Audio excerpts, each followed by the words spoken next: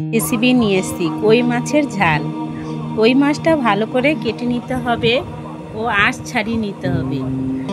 তারপরে ধুয়ে নিতে হবে সুন্দর করে। ধুয়ে নিয়ে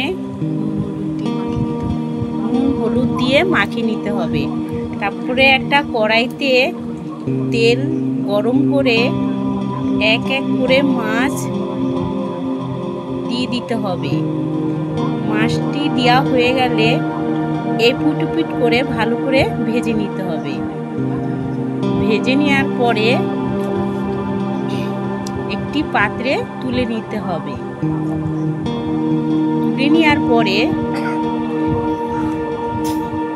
কড়াইতে গোটা জিরে দিতে হবে, তেজপাতা দিতে হবে আর পেঁয়াজ কুচি দিতে হবে।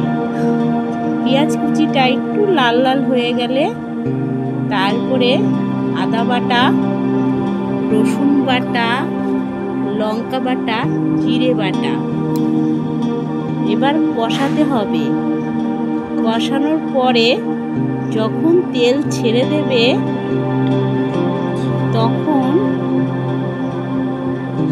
পরিমাণ মতন নুন আর পরিমাণ মতন হলুদ দিয়ে দিতে হবে।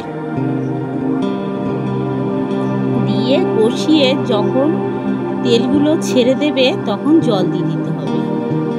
জল ফুটে উঠবে যখন তখন মাছগুলো এক এক করে ছেড়ে দিতে হবে। যখন ঝোলটা গাঢ় হয়ে আসবে তখন ভালো করে জাল দিতে হবে। ঘন হয়ে যাবে যখন তখন ধনেপাতা কুচি দিয়ে একটি পাত্রে